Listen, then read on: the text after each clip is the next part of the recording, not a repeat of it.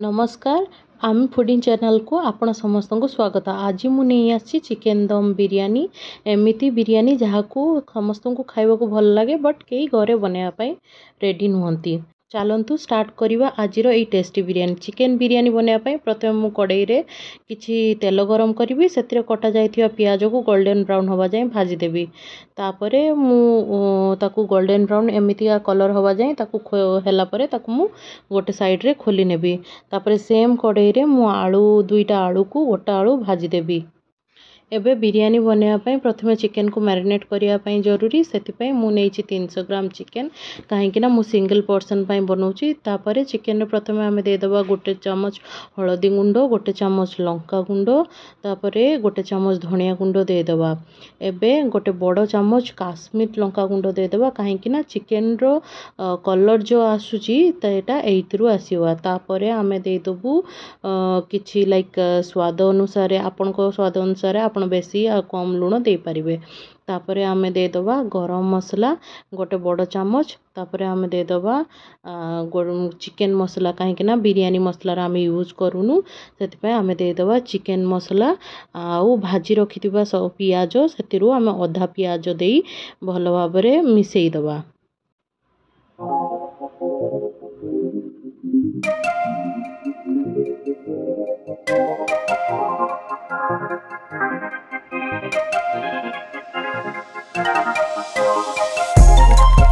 I know what's on your mind. We do this all the time.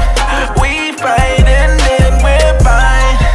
You know I'm yours, you're mine. Oh mine, I'm yours, you're तापरे एथिरे आमे देदेबा दही दही मु 300 ग्राम chicken रे आधा कप दही देइची। तापरे दही देई ताकू आउ थरे मिसई नबा। दही मिसई नेला परे थतिरे आमे 2 चामच अदा रसुण बटा देदेबा। ताकू आउ थरे मिसई नहीं आमे हाफ एन आवर गोटे साइड हाफ एन आवर रु 1 आवर गोटे साइड रे रखी दबा। चलंतु एबे प्रिपरेशन करवा राइस। परफेक्ट राइस बनया पय प्रथम टिप्स होची गोटे खोला टेक्ची रे नेई सेथिरे अधिक पानी नहीं नबा। तापरे सेथिरे गोटे स्पून घिओ देदेबा। आउ घिओ देला परे ता उपरे स्वाद अनुसार गोटे चामच लुण देदेबा।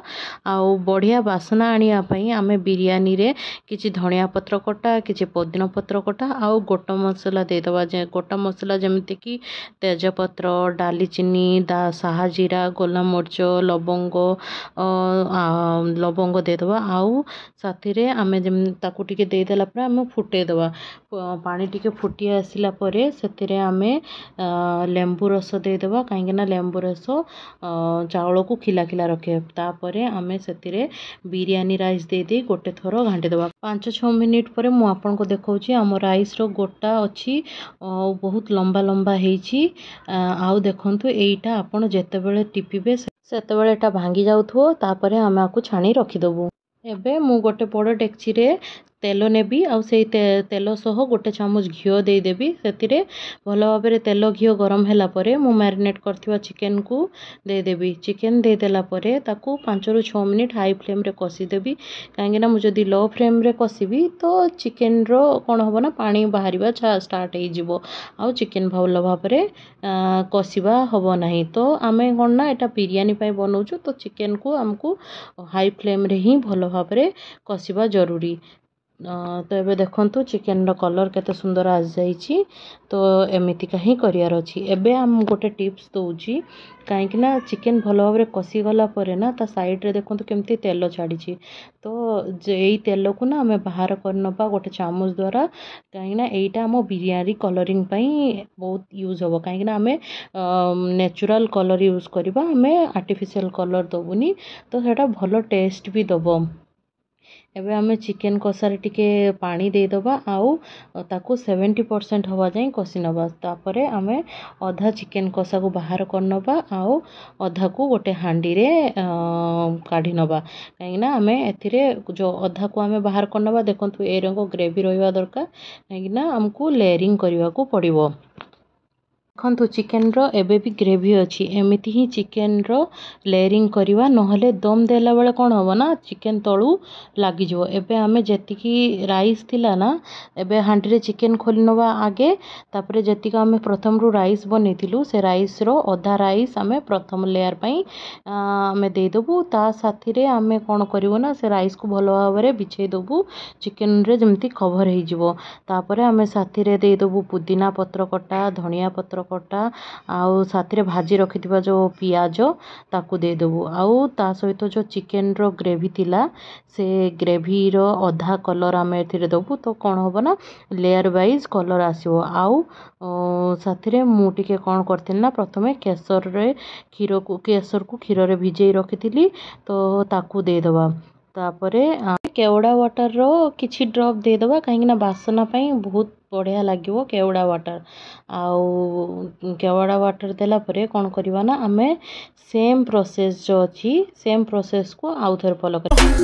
Hit my heart beating, what's the tempo?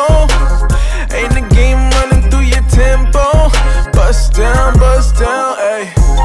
ଏବେ ଯେଉଁ ବାକି ଥିବ ଚିକେନ୍କୁ ଆମେ ଚଉଧା ଖୋଲିକି ରଖିଥିଲୁ ତାକୁ ଆମେ ଗୋଟେ ଲେୟାର ଆଉ ଗୋଟେ ଲେୟାର ଦେଇଦେବୁ। ଆଉ ତାପରେ ଯେଉଁ ବାକି ଥିବା ରାଇସ୍ ତାକୁ ବି ଆମେ ପୁରା ହାଣ୍ଡିରେ ସେଇ ଦମ୍ ଲଗାଇବା ଯେଉଁ ହାଣ୍ଡିରେ ତାକୁ ଖୋଲିଦେବୁ। ଖୋଲିଲା ପରେ ଆମର ଯେଉଁ କେଶର ପାଣିଟା ଥିଲା, କେଶର ଆଉ କ୍ଷୀର ମିକ୍ସ ପାଣି, ତାକୁ ଆମେ ଚାରିଆଡ଼େ ଦେଇଦେବୁ। ଚାରିଆଡ଼େ ଆମେ ଦେଲା ପରେ ଯେଉଁ ଚିକେନ୍ର ଆମେ ତେଲ ପାଣିଟା ଖୋଲିଥିଲୁ, ଚିକେନ୍ର ତେଲଟା ଆକ୍ଚୁଆଲି ଯେଉଁ ତେଲଟା ଆମେ ଖୋଲିକି ରଖିଥିଲୁ ସେ ତେଲଟାକୁ ବି ଚାରିଆଡ଼େ ଆମେ ଚାମଚ ଦ୍ୱାରା ୟା ଏମିତିକା ଦେଇଦେବୁ। ଚାରିଆଡ଼େ ଦେଲା ପରେ ଆମେ ବାକି ଯେଉଁ ପିଆଜ ଭଜା ଥିଲା, ଭଜା ହେଇଥିବା ପିଆଜ ତାକୁ ବି ଚାରିଆଡ଼େ ଦେଇଦେବୁ।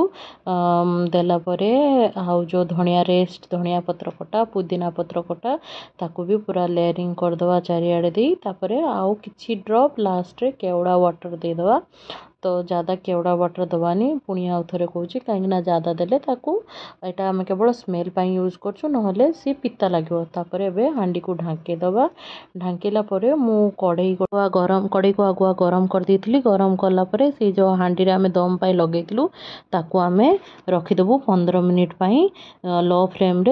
15 ମିନିଟ୍ ପରେ ବିରିୟାନୀର ଢାଙ୍କୁଣୀ ଖୋଲି ଦେଖିବା ଏତେ ବଢ଼ିଆ ଲେୟରିଂ ହେଇଛି, ପୁରା ପରଫେକ୍ଟ ଦମ୍ ବିରିୟାନୀ ରେଡ଼ି ହେଇଛି। ଆପଣମାନେ ବି ଟ୍ରାଏ କରନ୍ତୁ ଆଉ ମୋତେ କମେଣ୍ଟରୁ ଜଣାନ୍ତୁ କେମିତି ବନିଛି।